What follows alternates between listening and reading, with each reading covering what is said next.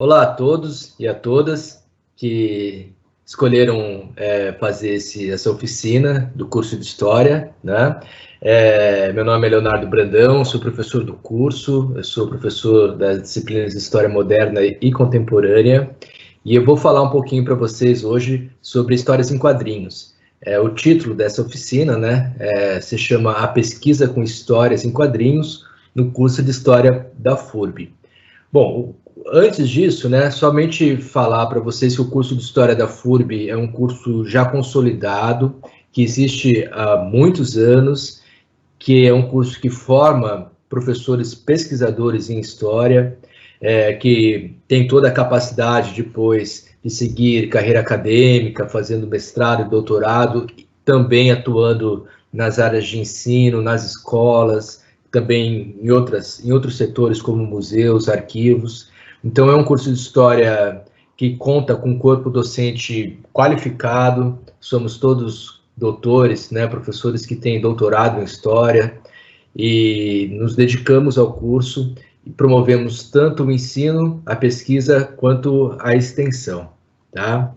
Então, eu fico o convite para vocês conhecerem um pouco melhor o curso. Essa oficina, em específico, né, sobre histórias em quadrinhos, que é um dos objetos de pesquisa que a gente pode analisar, né, para quem gosta dessa área, assim como outras formas de arte, né, porque as histórias em quadrinhos, elas entram na chamada nona arte, mas também cinema, né, pintura, música, capas de disco, são todos os elementos que o historiador pode tê-lo como um documento histórico, né, que pode ser analisado. Então eu vou passar alguns slides para vocês, geralmente a gente faz as oficinas de forma presencial, neste momento agora ainda de pandemia, a gente optou por essa forma pelo Teams, né, que é esse instrumento que a gente está usando, mas o curso de História da FURB é um curso presencial, tá? E ao final do curso também, o aluno ele faz um trabalho de conclusão de curso chamado TCC, né, que é uma monografia, no qual ele faz uma investigação científica sobre um assunto em específico. Entretanto, ao longo do curso, ele pode ir fazendo pesquisas com professores diversos, né, através das chamadas iniciação científica, né, no qual ele pode receber uma bolsa para fazer a pesquisa. Tá bom? Vamos começar então a falar um pouquinho sobre as histórias em quadrinhos. Eu vou passar os slides aqui para vocês irem acompanhando. O que é então esta oficina? É uma oficina do curso de História que visa estimular estudantes deste curso ou que pretendem fazer esse curso, futuros professores, a se utilizarem das histórias em quadrinhos, as chamadas HQs, nas salas de aula. Esta oficina é uma apresentação resumida do universo dos super-heróis e se dividirá em 3 momentos. Na verdade, 2 momentos, né, porque eu resumi ela um pouquinho para dar tempo de cumprir o horário. Que é uma breve apresentação do universo dos super-heróis, tanto da Marvel quanto da DC Comics, e também uma apresentação de uma análise de uma HQ do Capitão América, que foi publicada no ano de 1989. A gente vai ver um pouquinho como foi feita essa análise, que inclusive foi publicada depois num artigo científico. Para quem tiver curiosidade, ele está disponível na internet. Então, a parte 1, né? O universo dos super-heróis, uma breve história. O objetivo nesta parte 1 é demonstrar como o surgimento dos super-heróis tem relação com diferentes momentos da história. E aí a gente vai lembrar, então, que antes do surgimento dos chamados super-heróis, aqueles que têm superpoderes, né, surgiram os heróis. Aqueles que não necessariamente tinham poderes, na verdade, eles tinham agilidade, eram muito valentes, mas não tinham superpoderes, né? O Mandrake, que era um mágico, né? O Tarzan, Rei das Selvas, o Flash Gordon, também tem outros aqui. O Dick Tracy, o Fantasma, o Príncipe Valente. Então, antes de surgirem os super-heróis, né, tal como a gente conhece hoje, porque ficaram muito populares, né, surgiram antes os heróis. Eles são, vamos dizer assim, ao que antecedeu, né, os super-heróis. Então, as histórias em quadrinhos dos primeiros heróis foram importantes, porque elas abriram um caminho para o fantástico e para o gênero da superaventura. Assim, do mundo dos heróis para o mundo dos super-heróis foi um passo rápido. Nascem os super-heróis, 1938, 1941.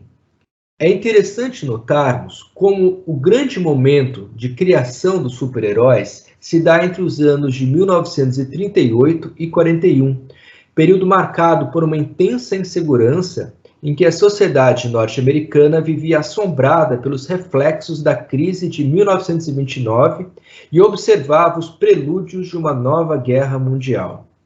Neste espaço de apenas 3 anos, foram criados os personagens que constituíram a base dos universos das duas maiores editoras de quadrinhos, né? A Marvel Comics e a DC Comics, ou DC Comics, né? Entre os quais podemos, então, destacar o nascimento do Super-Homem, né? Em 1938. Aqui a gente tem a capa da primeira edição que ele aparece, né? Levantando esse automóvel, um Fusca, né? E do ano de 1938, né? Junho de 38, e ao lado um desenho do Alex Ross, que é um grande desenhista, né? Uma arte bastante realista aí do Super-Homem. Talvez o Super-Homem seja o mais famoso de todos os super-heróis, né? O Batman, né, que vem logo em seguida, em 1939. Aqui a gente tem uma imagem que é da Detective Comics, de maio de 1939, né, a primeira aparição aí do Homem-Morcego. E depois a HQ que deixou ele, vamos dizer assim, mais soturno, né, feita pelo Frank Miller, e deu uma nova roupagem ao Batman, ele ficou muito mais sombrio. Batman, Cavaleiro das Trevas, né? Quem ainda nunca leu essa HQ, fica a dica, que é uma obra fantástica aí das histórias em quadrinhos.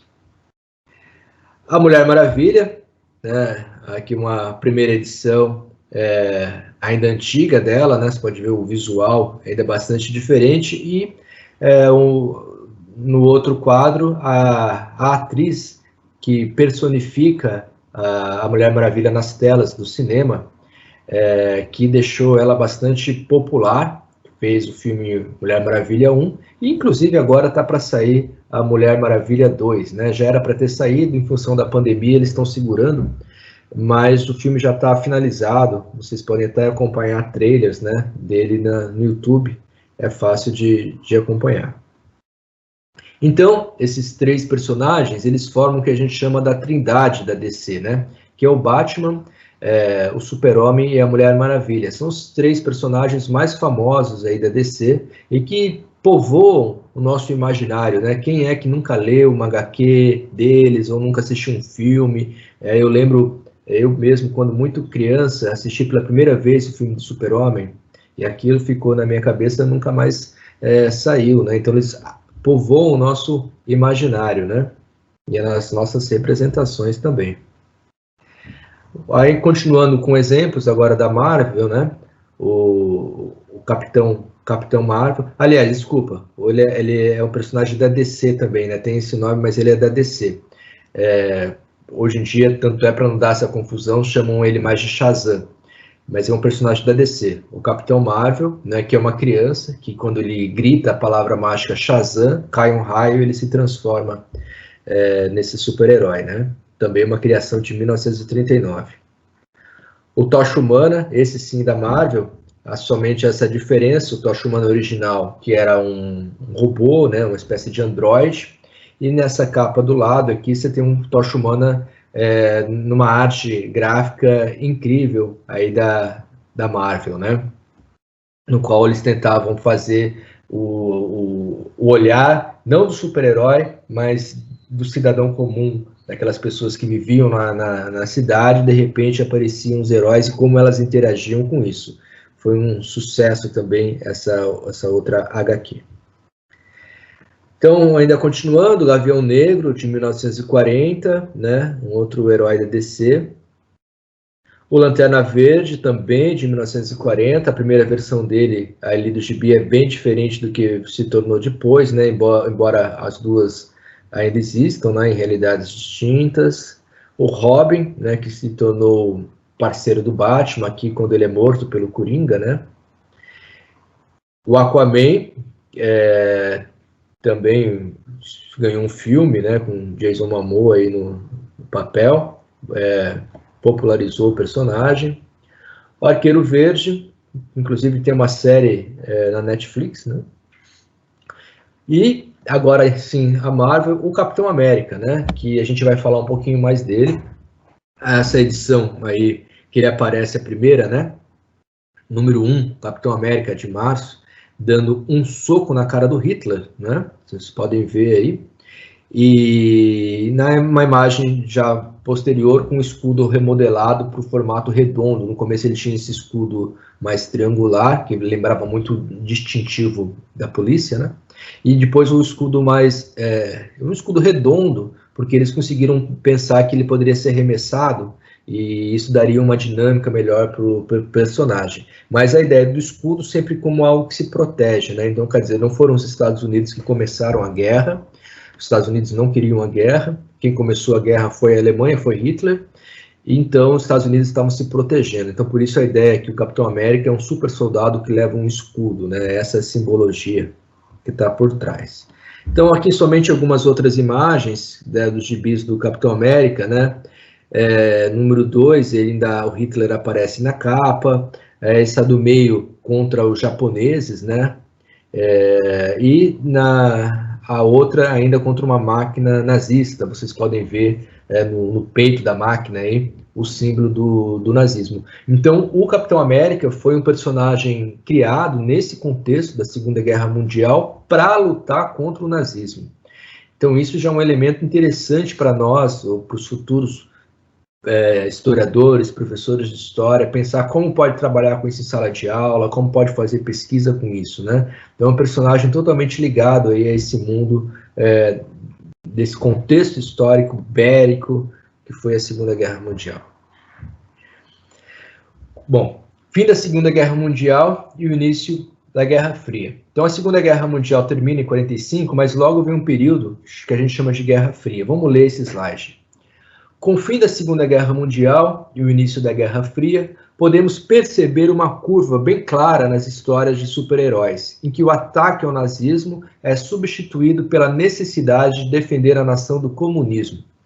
Durante a década de 1950, diversos personagens irão passar por uma profunda remodelação e outros serão criados, adequando-se aos novos inimigos criados em função da Guerra Fria. Então vejam, Hitler foi derrotado, a Alemanha nazista foi derrotada, mas os super-heróis continuaram, né? E aí, então, se inventou um outro inimigo para eles ali, que seria, nesse contexto da Guerra Fria, de um mundo bipolar, né? O comunismo. Aqui uma imagem, então, representativa do que foi a Guerra Fria, né?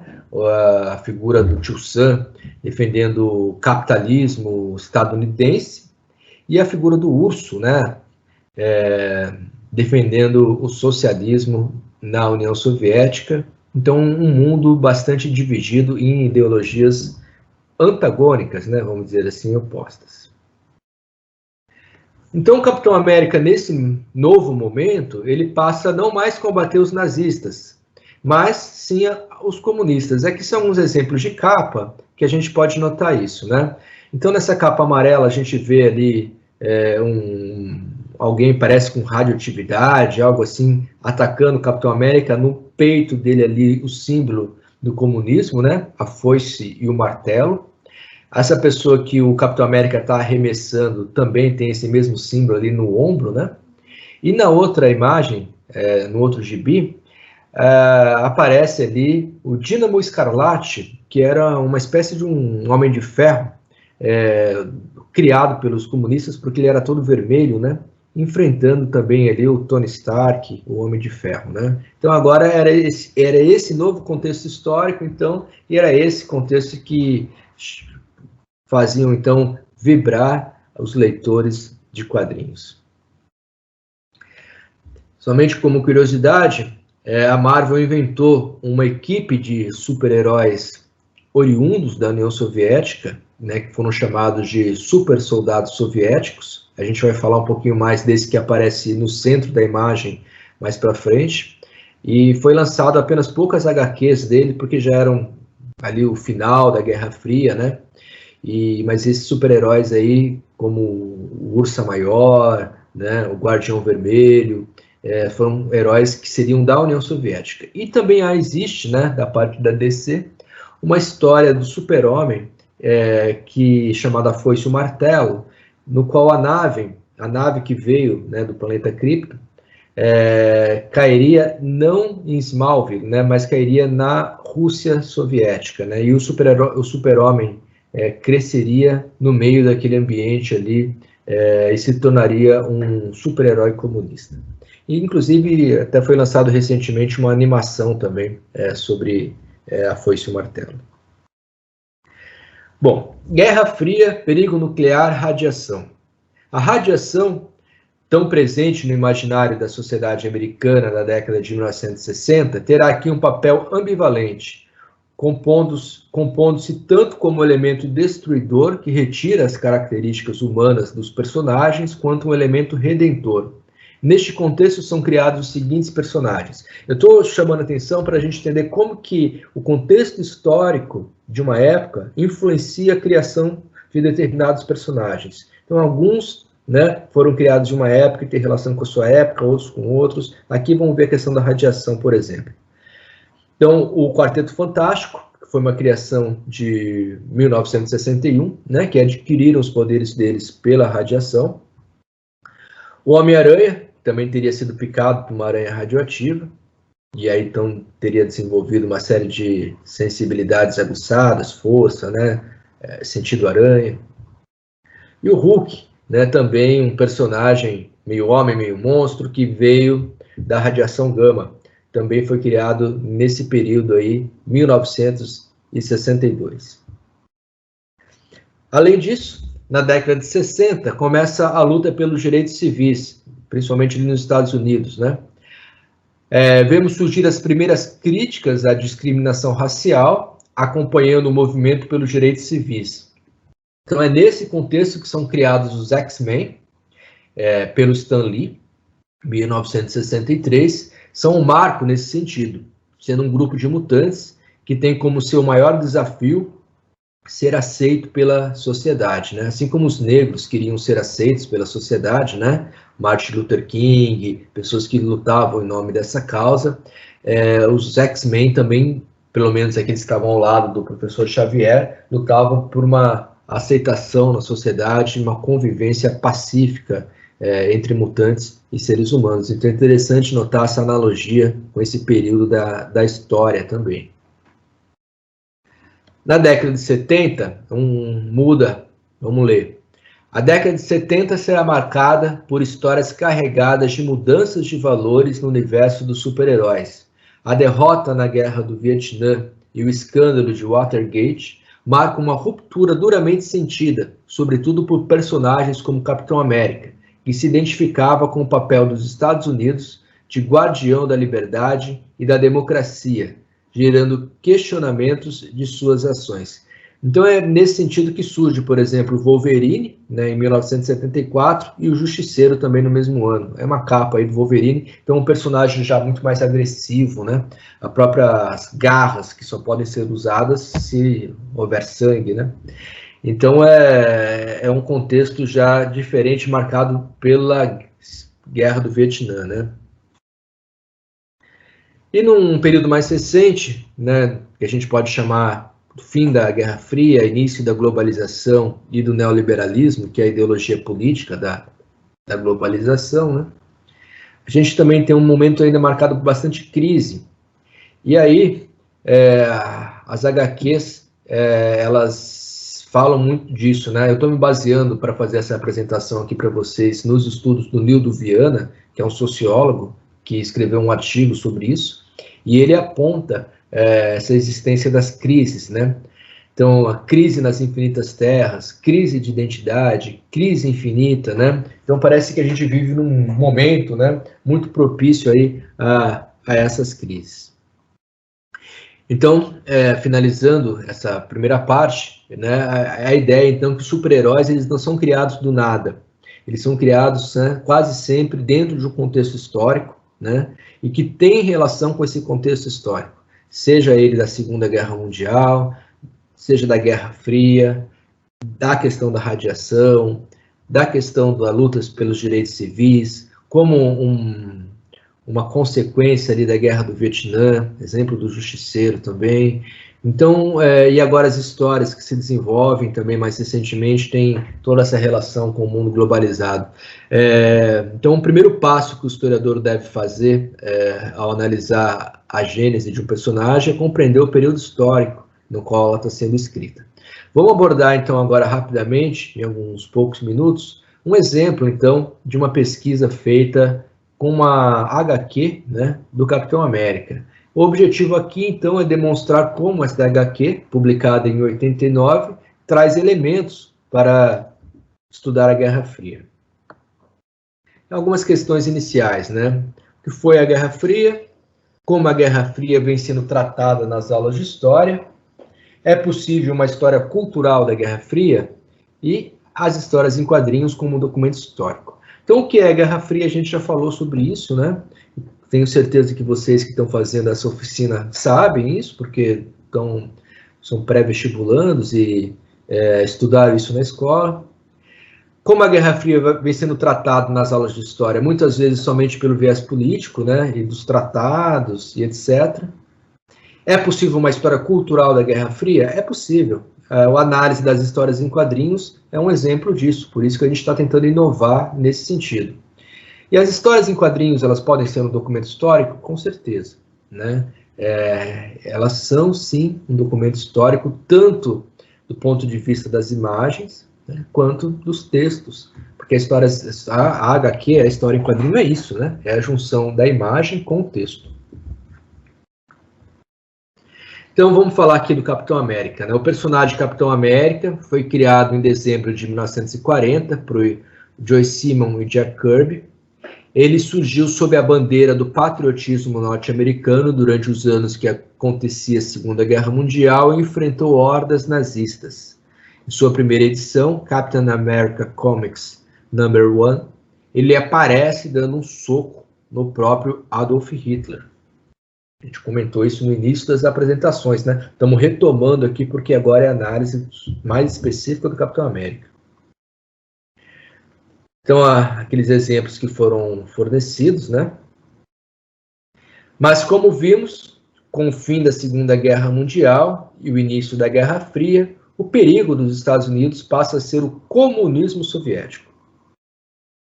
Então, esses personagens aí que a gente estava falando, né? Os super soldados soviéticos, eles tinham também como líder um personagem ali mais ao centro, chamado Vanguard. Vocês podem notar que no peito dele há a presença da imagem da foice e o martelo, e as armas deles também, né? É uma foice numa mão e o martelo na outra, né? Então o martelo que simboliza o trabalhador urbano e a foice que simboliza o trabalhador rural, o camponês. Então é um símbolo da união do proletário do campo com a cidade, em nome de uma causa maior coletiva, né? Essa é a origem do símbolo. E o poder do Vanguard era feito quando ele juntava a foice e o martelo, batia uma na outra e saía uma espécie de uma radiação, né? Um raio no qual ele lutava contra os inimigos. O urso ali é uma espécie de uma cópia do Hulk, porque era um major do exército que, assim como Bruce Banner se transformava no Hulk, esse major se transformava nesse urso, chamado Ursa Maior, ficava incrivelmente grande, forte, mas mantinha o poder da fala e do raciocínio, né? O vermelho ali o que a gente tinha falado ali, que era uma espécie do Homem de Ferro, né? Dínamo Escarlate, mais do lado soviético, então por isso a cor vermelha, né? Que é a mesma cor da bandeira deles, né? E essa aqui era a irmã do Vanguard, que tinha um poder de alterar a questão da magia. Vamos passar aqui da matéria. Vamos passar aqui. Bom, essas aventuras que envolvem essa equipe e o Capitão América, elas foram originalmente publicadas no número 352 de 1989, quer dizer, ali já nos estertores da Guerra Fria, né? No finalzinho da Guerra Fria. A Guerra Fria vai acabar, assim, no primeiro momento, quando cai o Muro de Berlim em 89, mas acaba mesmo com o fim da União Soviética em 1991. O que eu estou chamando a atenção aqui é que nem sempre as histórias que eram publicadas lá nos Estados Unidos, elas eram publicadas aqui no Brasil no mesmo ano e com a mesma capa. Então, essa história que aparece ali na HQ em inglês, pode ver que ele está falando em inglês, o Capitão América ali, é a mesma que vai ser publicada aqui em 92, né, já nessa HQ em português. Então, a gente tem que tomar cuidado com isso. Não há uma transposição das histórias com a mesma capa, nem sempre, e também no mesmo ano. Às vezes demora para chegar aqui, porque tem que passar por um processo de tradução, né? Então, tem esse momento. Mas, assim, é claro que ela vai refletir o momento histórico no qual ela foi produzida, que é o ano de 89, né? No qual ela foi escrita, que ainda era o momento da Guerra Fria. Então, aqui um primeiro quadro, vou passar alguns quadrinhos para vocês. Mostra alguns elementos, então, dos heróis soviéticos indo buscar auxílio nos Estados Unidos, né? Então, a Estrela Negra faz uma espécie de um portal que os teletransporta para Nova York, para os Estados Unidos, e aí eles dizem mais ou menos assim, pode descansar, já chegamos, que é a Laínia, que é o nome dela, né? Mikhail, esses não são os Vingadores que conhecemos e tal. Então eles chegam lá e encontram outros personagens que não eram exatamente os Vingadores, né? E aí, mas essas pessoas se reconhecem, e eles falam, olha, são os super soldados soviéticos.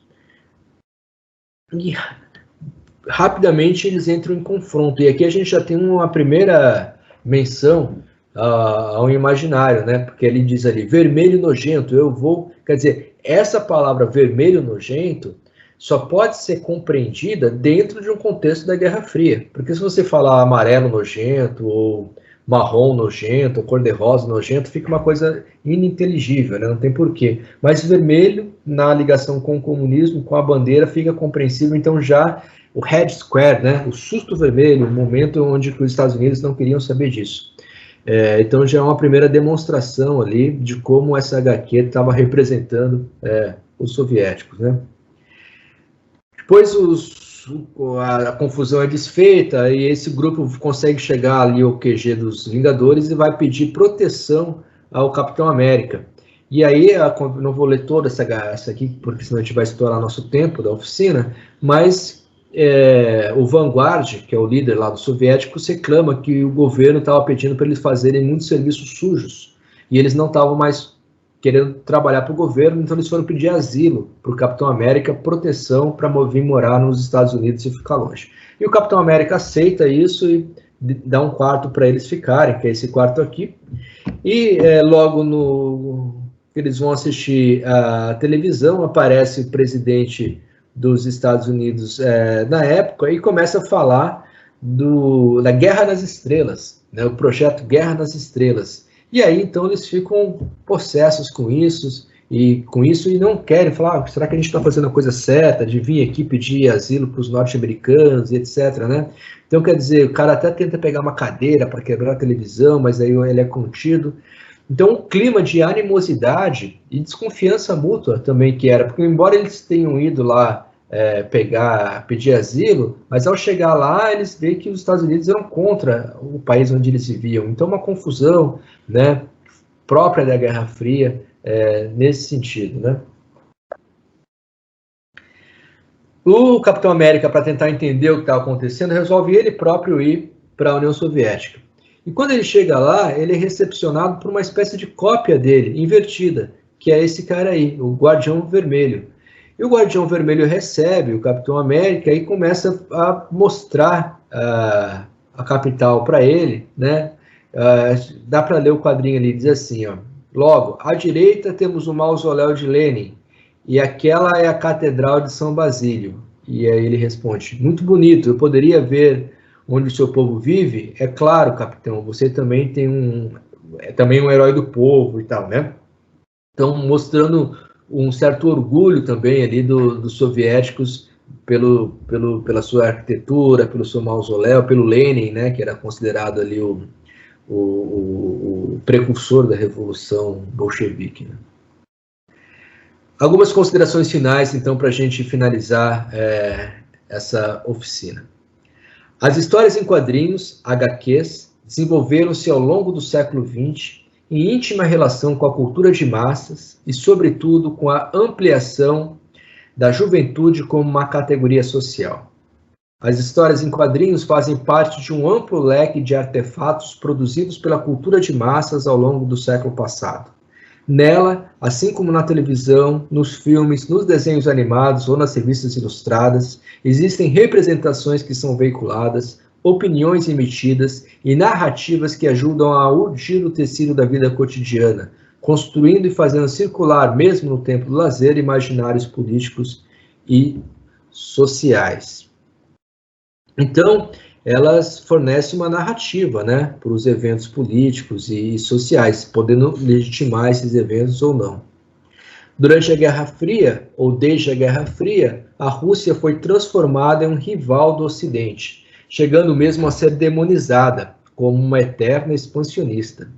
Nesse sentido, a análise que empreendemos com um grupo super soldados soviéticos indica que este clima de tensão entre os Estados Unidos e a União Soviética também foi transportado para as HQs, sendo possível identificar uma série de elementos que nos falam diretamente sobre os significados dessa disputa ideológica que marcou o século XX. Então, dentre os elementos analisados aqui brevemente pela gente, podemos destacar os seguintes, né?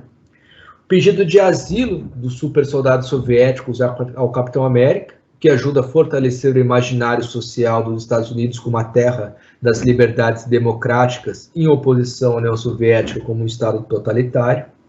Menção aos trabalhos sujos que os integrantes do grupo dos supersoldados soviéticos eram obrigados a realizar a pedido do governo socialista. Tal fato indica a perseguições aos opositores do regime e mesmo aos gulags, que eram aqueles lugares onde os presos políticos eram enviados por trabalhos forçados. Né? Um integrante de aspirante a vingador chama a vanguarda de vermelho nojento, o que nos indica o clima de tensão da Guerra Fria e o modo como o socialismo era partilhado na cultura estadunidense. As constantes desconfianças do general Ursa Maior com a hospitalidade do Capitão América, clima de não confiança entre os dois países, o pronunciamento do presidente Ronald Reagan e a menção ao projeto Guerra nas Estrelas, né? Seguindo da irritação do Ursa Maior e sua forma de se dirigir aos Estados Unidos, capitalistas arrogantes. E também a existência de uma versão comunista do Capitão América, chamado Guardião Vermelho, e a forma como este apresenta os símbolos de seu país para aquele, né? Mostrando um certo como que eles se viam, né? Também eles próprios. Por fim, consideramos que se encontram presentes nessa história analisada todo um conjunto de manifestações que nos dizem respeito à Guerra Fria e principalmente ao modo como a União Soviética vinha se estabelecendo no imaginário e na cultura política partilhada pela indústria cultural do período. Terra contrária às liberdades democráticas e até mesmo onde super-heróis precisavam fugir do país para não cometerem trabalhos sujos em nome do governo. Mas nos Estados Unidos, tidos como nojentos vermelhos, encontravam também ameaças de toda ordem e não se sentiam confortáveis, ora desconfiados pela hospitalidade ou ora sentindo-se ameaçados pelo presidente do país, o Ronald Reagan, né? Então é isso, pessoal. Muito obrigado. Essa foi somente uma pequena demonstração de como a gente pode utilizar as histórias em quadrinhos na sala de aula. Eu quero deixar aqui o endereço do Instagram do Laboratório de Estudos Contemporâneos da FURB, o LEC. É @LEC_FURB. Vocês podem seguir, é um laboratório que está no modo público no Instagram. Lá são postados também outras análises e também outros assuntos que a gente estuda no laboratório, mas sempre nesse universo da cultura jovem, né, que é um dos temas no qual o laboratório vem se dedicando a estudar, né? Cultura urbana, cultura de massas, histórias em quadrinhos, cinema, esportes, são elementos que a gente vem estudando nesse laboratório. Espero que vocês tenham gostado da oficina. Meu nome é Leonardo Brandão e quem sabe aí a gente vai se ver ao longo do curso de História, né? E um bom restante aí de interação FURB para todos. Valeu, até mais, tchau, tchau.